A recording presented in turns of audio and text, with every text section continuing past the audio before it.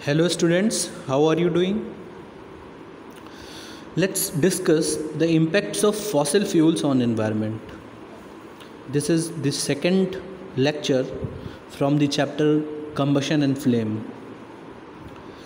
Last lectures में हम ये समझ चुके हैं कि कम्बशन की प्रोसेस के थ्रू हीट और एनर्जी हम ऑब्टेन करते हैं, लेकिन उस प्रोसेस में हम जो फॉसिल फ्यूल बर्न करते हैं वो हमारे लिए बहुत प्रॉब्लम्स भी क्रिएट कर रहे हैं। तो आज के सेशन में हम ये जानेंगे कि फॉसिल फ्यूल के बर्न होने से कौन कौन से हार्मफुल इफ़ेक्ट्स हमारे एनवायरनमेंट पर पड़ रहे हैं। तो चलिए शुरू करते हैं आज का सेशन। आपको पता है कि फॉसिल फ्यूल्स, जैसा कि हमें पढ़ चुके हैं कि they are the source of carbon, hydrogen, sulphur etcetera. Such kind of elements are found in the fossil fuels. जब ये जलते हैं तो इनके ऑक्साइड्स प्रोड्यूस होते हैं। मेनली बात करें तो कार्बन डाइऑक्साइड सबसे ज़्यादा प्रोड्यूस होती है इन सब के बर्न होने पर, और यही कार्बन डाइऑक्साइड, यही सल्फ़र डाइऑक्साइड हमारे एनवायरनमेंट के लिए बड़ा ही हार्मफुल हो रहा है। तो हम आज एनवायरमेंटल हैज़ार्ड्स को पढ़ रहे हैं। शुरू करते हैं। सबसे पहला जो हैज़ार्ड है that is acid rain. Acid rain जैसा कि नाम से ही क्लियर है, the rain which consist large amount of acid present in it, and from where this acid comes, this acid forms because of the sulphur dioxide which is the very important pollutant released when fossil fuels are burned. ठीक है, specially बात करें तो कोल की, when coal Burns, ठीक है, तो क्या होता है, कोल के अंदर कार्बन है, सल्फ़र है, नाइट्रोजन है। ठीक है, ये जब बर्न होते हैं तो ये क्या बनाते हैं, कोल बर्न होके बनाता है कार्बन डाइऑक्साइड, ठीक है, सल्फ़र डाइऑक्साइड और नाइट्रोजन क्या बनाती है, नाइट्रोजन डाइऑक्साइड। ठीक है, अब ये सारे के सारे ऑक्साइड कहाँ जाते हैं, एटमॉस्फेयर में चले जाते हैं और वाटर से रिएक्ट हो जाते हैं। आगे आने वाली स्लाइड्स में हम इस एसिड रेन को डिटेल में पढ़ने वाले हैं, तो इसे अभी यहाँ पर इतना ही समझते हैं। Effect on human health, next हमारा टॉपिक है effect on human health. In pollutions का हमारी हेल्थ पर बहुत असर पड़ता है। जाहिर सी बात है कि जब भी कोई पोल्यूशन होगा, वो चाहे वाटर पोल्यूशन हो, चाहे एयर पोल्यूशन हो, चाहे सॉइल पोल्यूशन हो, किसी न किसी फॉर्म में वो हमारे ऊपर किसी न किसी बीमारी के तौर पे दिखाई देता है। तो अगर हम बात कर रहे हैं बर्निंग ऑफ फॉसिल फ्यूल की, means we are mainly talking about air pollution. सबसे ज़्यादा बर्निंग से जो पोल्यूशन कॉज होगा वो एयर पोल्यूशन होगा ना।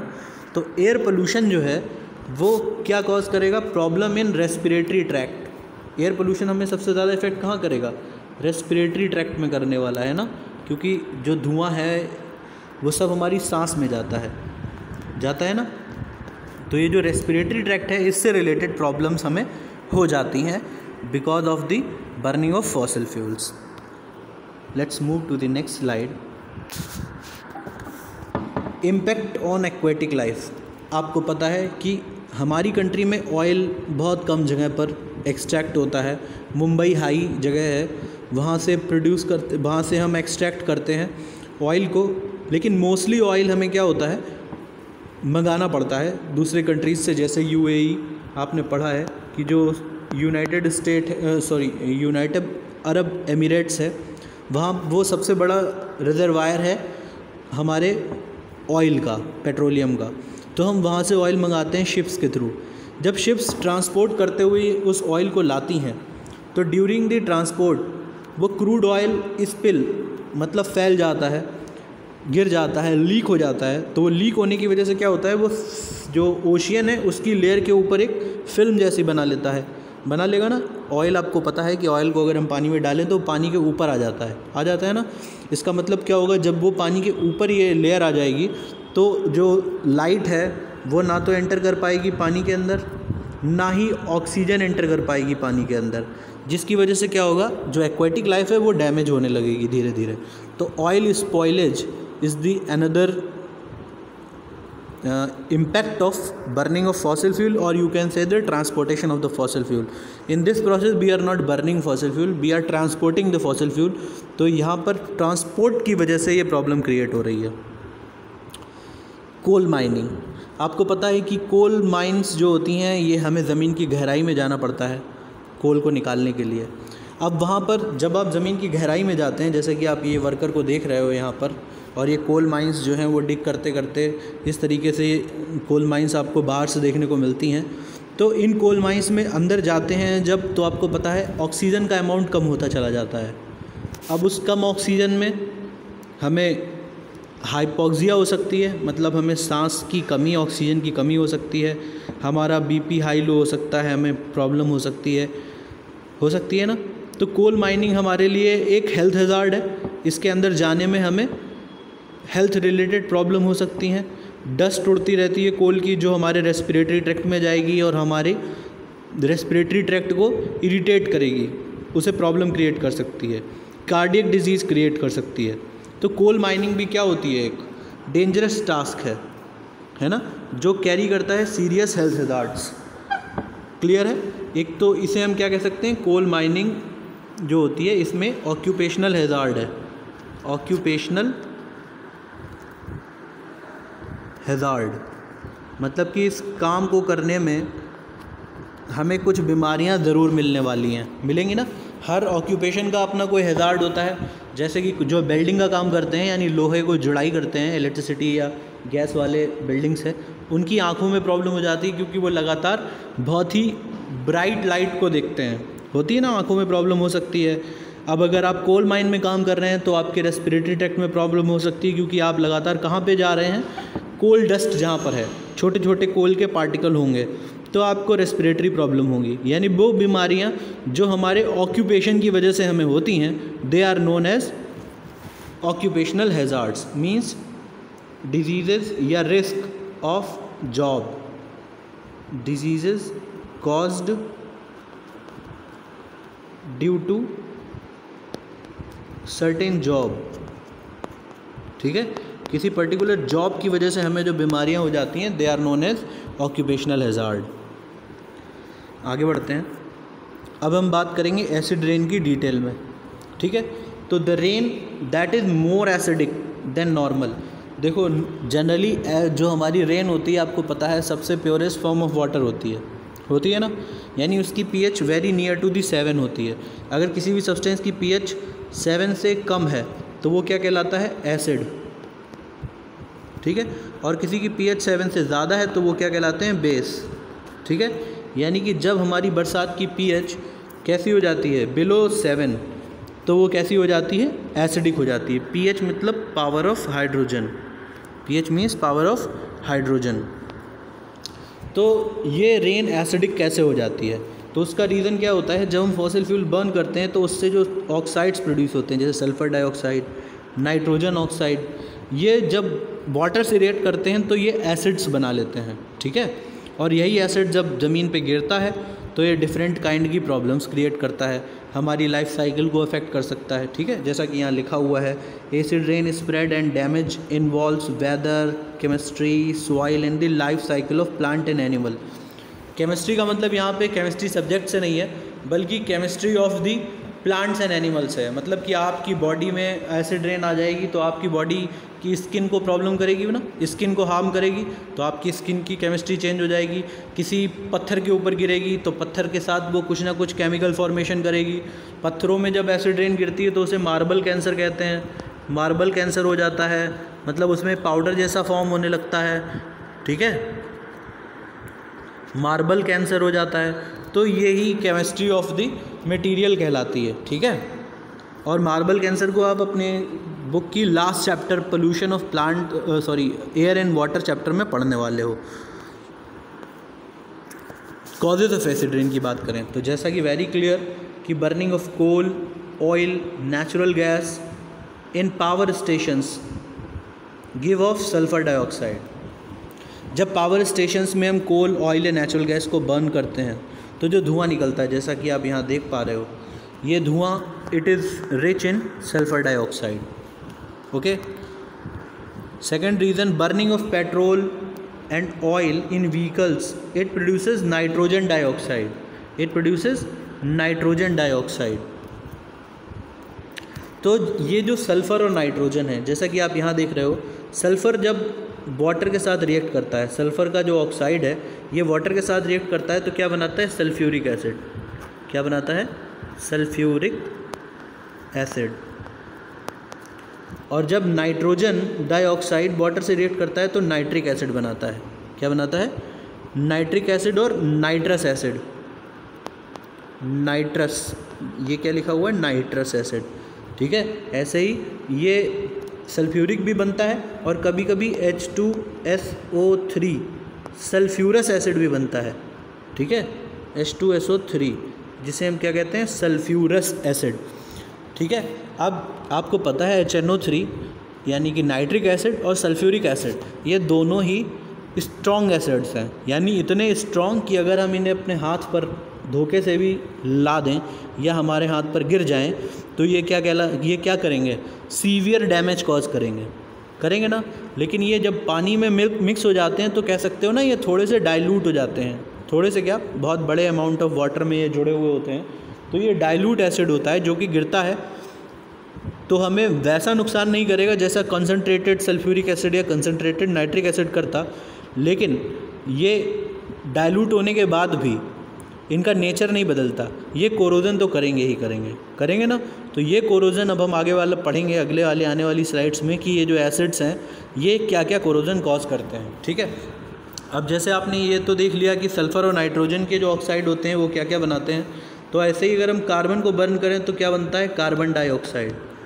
और कार्बन डाइऑक्साइड जब रिएक्ट होती है वाटर से CO2 प्लस H2O तो क्या बनाती है वो? इसे आप बैलेंस करिएगा खुद ही, H2CO3 कार्बोनिक एसिड। ये कौन सा एसिड बनता है? Carbonic acid. ये एक वीक एसिड होता है। ठीक है, कार्बोनिक एसिड कैसा वीक एसिड होता है ये भी फॉर्म होता है एसिड रेन में ही। ठीक है, ये किससे प्रोड्यूस होता है? Burning of carbon. तो यहाँ पर मैंने आपको तीनों टाइप के ऑक्साइड्स से प्रोड्यूस होने वाले एसिड्स के बारे में बताया। सल्फ़र से कौन सा, इसका स्क्रीनशॉट ले लीजिएगा, स्क्रीन पॉज करते हुए स्क्रीनशॉट ले लीजिएगा। अच्छा, एक चीज़ और यहाँ पर जो रह गई है, ये एक टर्म लिखा हुआ है एंथ्रोपोजेनिक। एंथ्रोपोजेनिक का मतलब होता है बेस्ड ऑन ह्यूमन बिहेवियर्स। ठीक है, जब हम ह्यूमन बिहेवियर और मैनर्स की स्टडी करते हैं तो that study is known as anthropology. So here we are studying anthropogenic sources. As you know that sulfur dioxide is produced by the burning of coal. Nitrogen dioxide is produced by the burning of petrol and diesel. And you know that no plant and no animal other than human use these things. केवल इंसान ही है जो अपनी daily life में अपनी ज़रूरतों को पूरा करने के लिए इन फ्यूल्स को बर्न कर रहा है। तो जाहिर सी बात है हम ही इसका कॉज हैं। तो इसीलिए इन सोर्सेज को हम एंथ्रोपोजेनिक सोर्सेज भी कहते हैं। तो चलिए आगे बढ़ते हैं, इसका स्क्रीनशॉट ले लीजिएगा। These gases mixed with water vapor, as I told you, in the atmosphere produce weak solution of sulfuric, nitric और एक एसिड मैंने आपको बताया कार्बोनिक एसिड, बताया ना, कार्बोनिक एसिड, ये भी फॉर्म होता है कार्बोनिक एसिड। ठीक है, और एक ख़ास बात, कुछ नेचुरल रिसोर्स भी ऐसे हैं, मतलब कि हर बार हम ही रिस्पॉन्सिबल नहीं है। कुछ ऐसी प्रोसेस हैं जैसे वॉल्केनो का इरप्शन। वॉल्केनिक इरप्शन में भी सल्फ़र और नाइट्रोजन के ऑक्साइड प्रोड्यूस होते हैं। देखो हमारी अर्थ से ही तो कोल निकलता है और वॉल्केनो भी हमारी अर्थ की सर्फ जो क्रेस्ट है उसके अंदर से ही निकलता है। तो कोल के अंदर सल्फ़र और नाइट्रोजन है तो डेफिनेटली हमारी अर्थ के अंदर कहीं ना कहीं कार्बन, नाइट्रोजन, सल्फ़र इनका रिजर्वायर है। तो जब वॉल्केनो इरप्ट होता है तो उसके इरप्शन में भी ये ऑक्साइड प्रोड्यूस होते हैं और जब ये ऑक्साइड वाटर से रिएक्ट करते हैं means the vapour present in the atmosphere they form acid rain. ठीक है, तो this is a natural cause of acid rain. You can say volcano are the natural cause of acid rain. तो यहाँ तक acid rain आपने पढ़ी। अगर आपको कोई डाउट हो तो आप मुझसे कमेंट बॉक्स में पूछ सकते हैं। अब इम्पैक्ट ऑफ एसिड रेन की बात करते हैं। तो सबसे पहले और सबसे इम्पॉर्टेंट जो प्रॉब्लम होती है वो क्या होती है? It causes extensive damage to the buildings and statues.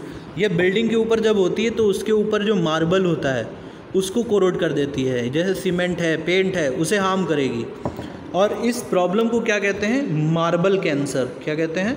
Marble cancer, which is caused by the acid rain. Second harm की बात करते हैं, ह्यूमन हेल्थ की बात करें तो ये जो सल्फ़र और नाइट्रोजन के जो ऑक्साइड्स होते हैं ये हमारे रेस्पिरेटरी ट्रैक्ट में जाकर हमें अस्थमा, ब्रोंकाइटिस जैसी बीमारियां देते हैं। देखो, जिस बीमारी के साथ आइटिस वर्ड जुड़ा हो, आइटिस मतलब कि इन्फ्लेमेशन, इन्फ्लेमेशन, वो बीमारी आपको क्या बता रही है? इन्फ्लेमेशन।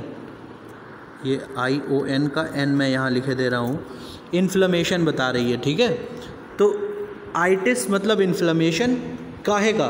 ब्रोंकी, ब्रोंकी का इन्फ्लेमेशन, ब्रोंकाइटिस। हीपा मतलब लीवर, एक बीमारी सुनी होगी आपने हेपेटाइटिस, उसमें क्या होता है?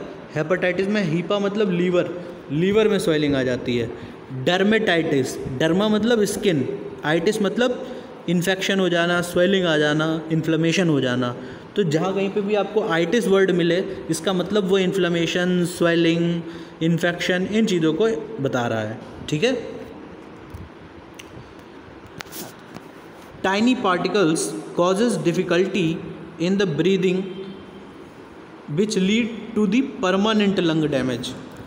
ये लगातार जो हैवी पार्टिकल्स होंगे ये क्या कर सकते हैं? परमानेंट डैमेज भी कर सकते हैं। जो टाइनी पार्टिकल्स होते हैं इन्हें हम क्या कहते हैं? SPM। क्या कहते हैं? SP, इसे यहाँ ना लिख के नीचे लिखता हूँ, SPM कहते हैं। SPM मतलब सस्पेंडेड पार्टिकुलेट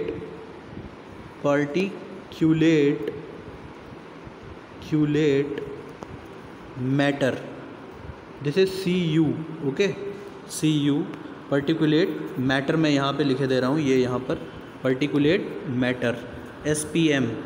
जब एयर क्वालिटी चेक होता है ना, AQI, तो AQI में हम क्या चेक करते हैं? Air quality index. वो किससे चेक होती है? SPM से, ठीक है। SPM कितने ज़्यादा और कितने कम है, ठीक है। ये टाइनी पार्टिकल्स होते हैं जिसके अंदर क्या होते हैं? पोलन ग्रेन्स हो सकते हैं, अनबर्न्ड पार्टिकल ऑफ कार्बन जिन्हें हम सूट पार्टिकल कहते हैं, जिनकी बात हम यहाँ कर रहे हैं एक्चुअली, ये सब किसकी वजह से प्रोड्यूस हो रहे हैं? एसिड रेन या पोल्यूशन की वजह से, ठीक है। आगे बढ़ते हैं। एसिड अगर पानी में चला जाए तो जाहिर सी बात है एक्वेटिक लाइफ को हार्म करेगा। जैसा आप इस डायग्राम में देख पा रहे हो, मछलियाँ जो हैं वो सरफेस पर मरी पड़ी हुई दिखाई दे रही हैं।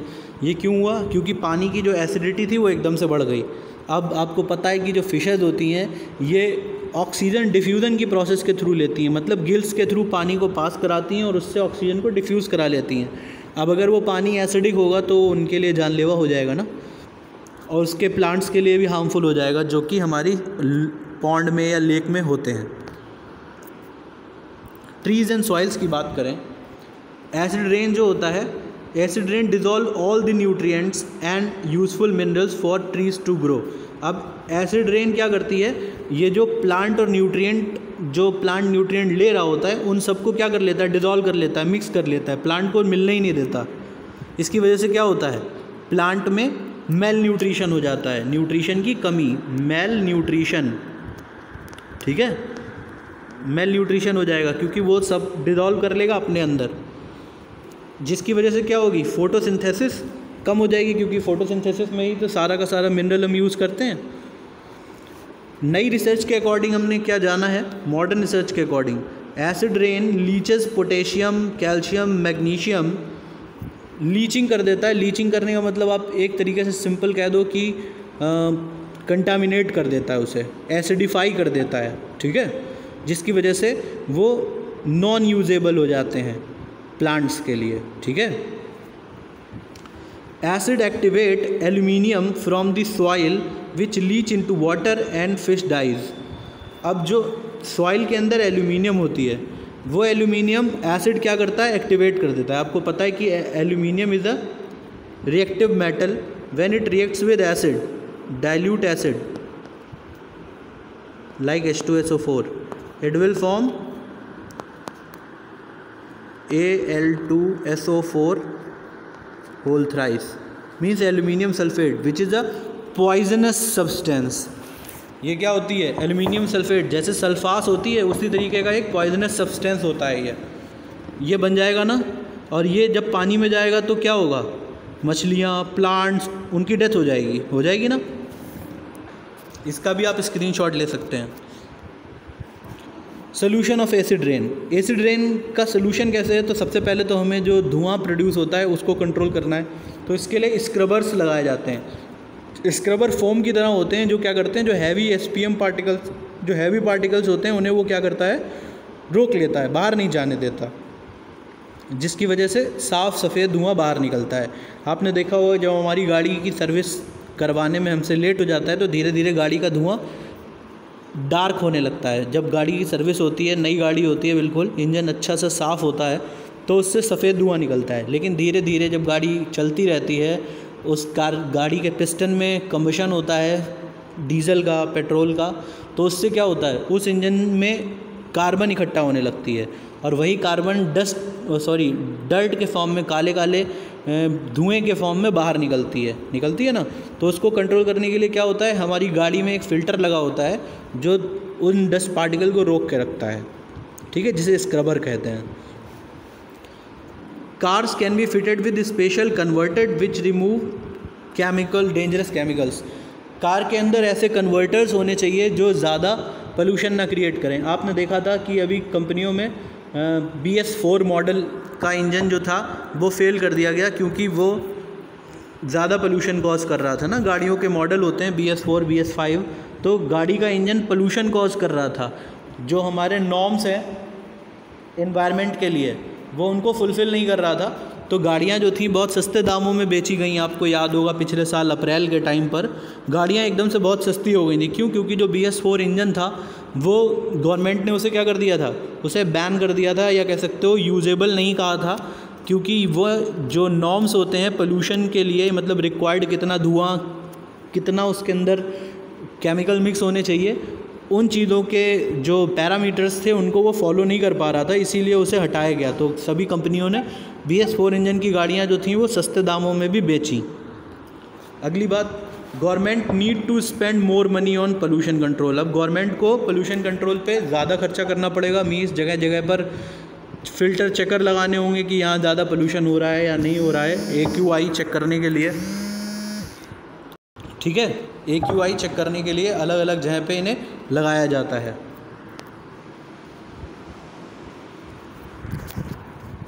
अगले इफ़ेक्ट की या अगले इम्पैक्ट की, जो कि किसकी वजह से होता है?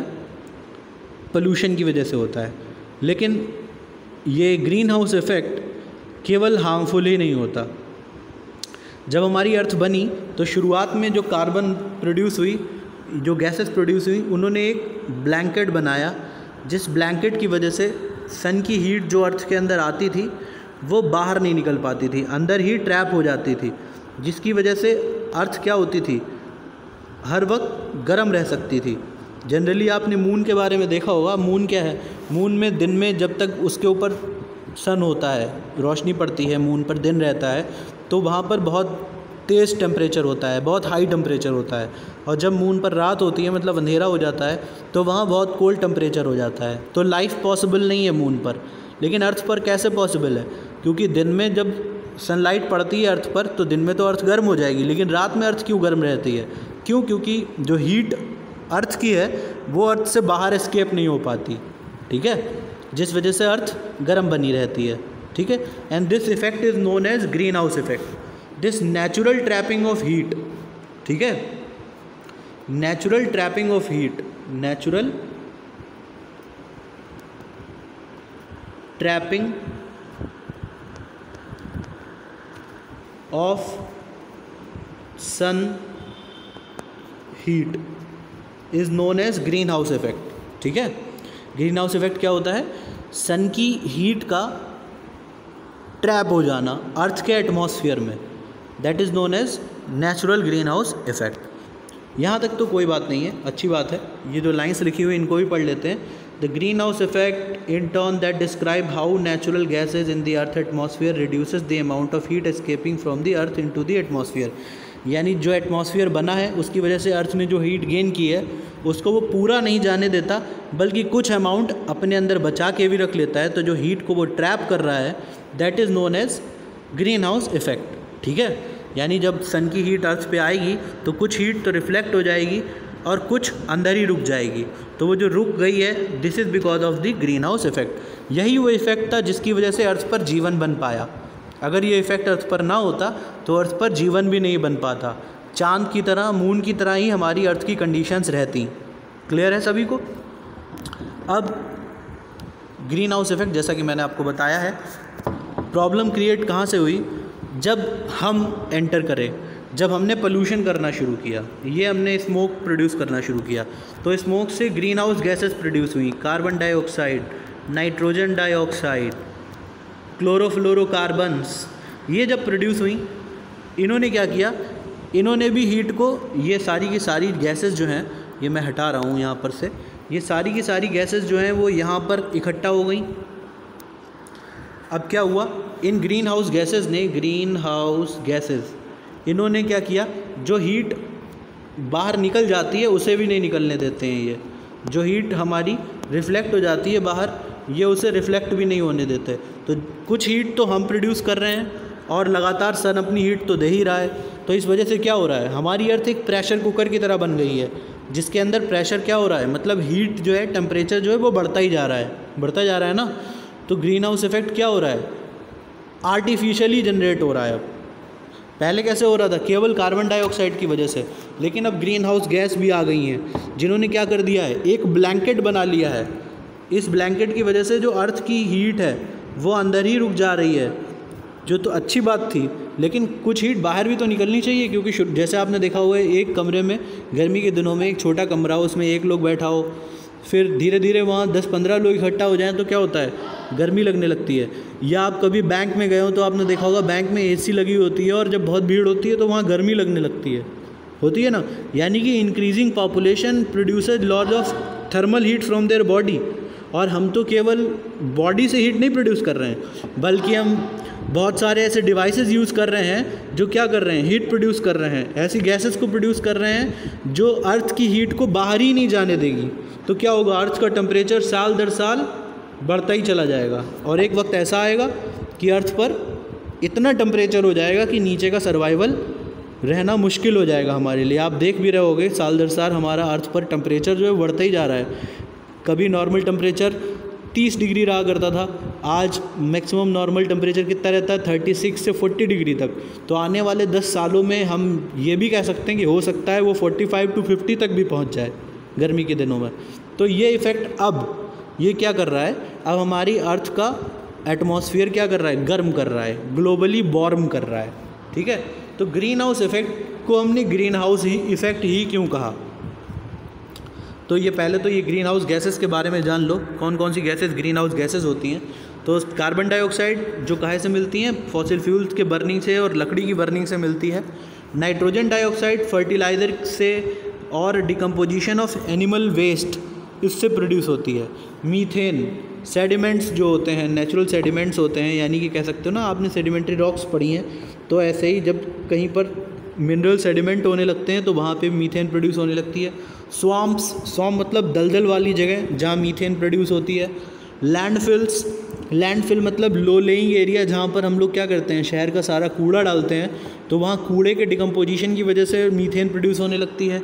फ्लडेड राइस पैडी, राइस जो धान होता है उसका जो छिक्कल होता है उससे भी मीथेन प्रोड्यूस होती है अगर वो धान क्या हो जाए?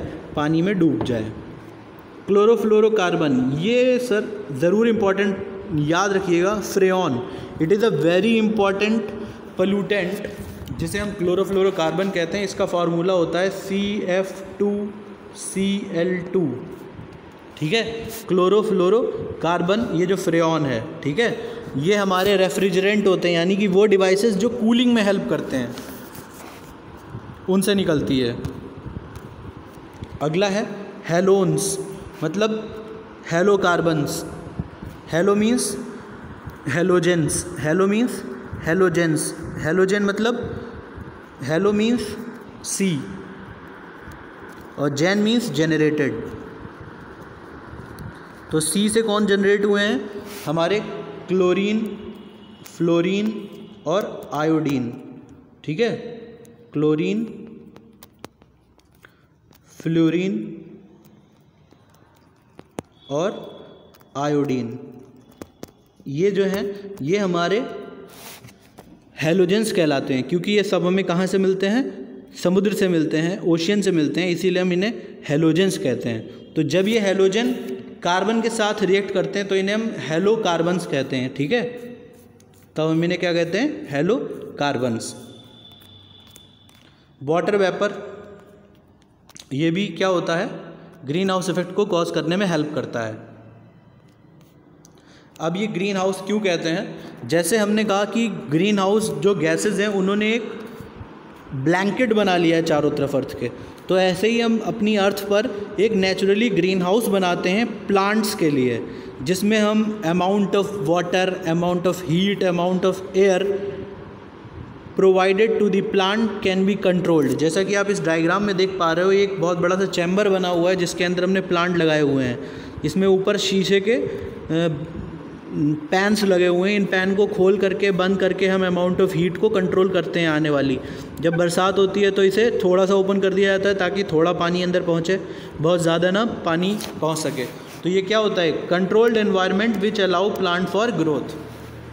तो हमारे अर्थ के चारों तरफ एक नेचुरल ग्रीन हाउस है, मतलब एक नेचुरल लेयर है, एक कमरा बना हुआ है जो हीट को ट्रैप कर लेता है। ये ग्रीन हाउस भी क्या करता है? हीट को ट्रैप कर लेता है। जैसे कि जब आप शीशा बंद कर दोगे, ये जो बना हुआ है, तो हीट तो तब भी एंटर करेगी लेकिन वो बाहर नहीं निकल पाएगी, तो हीट ट्रैप हो जाती है इस ग्रीन हाउस के अंदर। ठीक है, तो यही ग्रीन हाउस का नाम देकर ही हमने ग्रीन हाउस इफेक्ट बनाया है। ग्रीन हाउस अर्थ, जैसा कि मैं आपको बता चुका हूँ कि अब हमारी, जैसे ग्रीन हाउस पहले आपने देखा वो क्या था? प्लांट के लिए। अब जो ग्रीन हाउस है ये अर्थ के लिए है। Green house gases have been essential to survival for plants earth, planet earth. मैंने आपको बताया कि सर्वाइवल क्यों पॉसिबल हुआ है, क्योंकि इन ग्रीन हाउस गैसेज ने ही रात में अर्थ की हीट को पकड़ के रखा। अगर रात में हीट ना पकड़ के रखा होता तो क्या होता? हमारी अर्थ पर जीवन पॉसिबल नहीं होता। रात में अर्थ बहुत ठंडी हो जाती, 200-300 डिग्री सेल्सियस माइनस में चली जाती। ठीक है, they trap heat and cause the earth to warm in nights. ठीक है, human activities alter the proportion of green house gases. अब ह्यूमन एक्टिविटीज़ ने जो नेचुरली ग्रीन हाउस गैस थी उनमें कंट्रीब्यूशन कर दिया। अब जो हीट थोड़ा रोकती थी, थोड़ा जाने देती थी, अब वो ज़्यादा हीट रोक लेती हैं, जाने ही नहीं दे रही हैं बाहर। तो अब जैसे ये हीट लगातार जो बाहर जाती है थोड़ी, वो जानी भी चाहिए ना। जैसे कुकर में प्रेशर निकलना भी तो चाहिए, ऐसा तो नहीं कुकर के अंदर प्रेशर बनता ही रहना चाहिए। अगर कुकर के अंदर लगातार प्रेशर बनेगा तो क्या होगा? कुकर फट भी सकता है।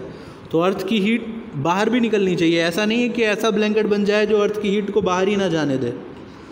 तो क्या होगा? इस वजह से induce more heat trapping by the atmosphere. अब इस ग्रीन हाउस जो लेयर है गैसेस की, इसने क्या किया है? अर्थ का एवरेज टेम्परेचर बढ़ा दिया है, जिस प्रॉब्लम को हम क्या कहते हैं? Global warming. ठीक है, क्या कहते हैं? Global warming.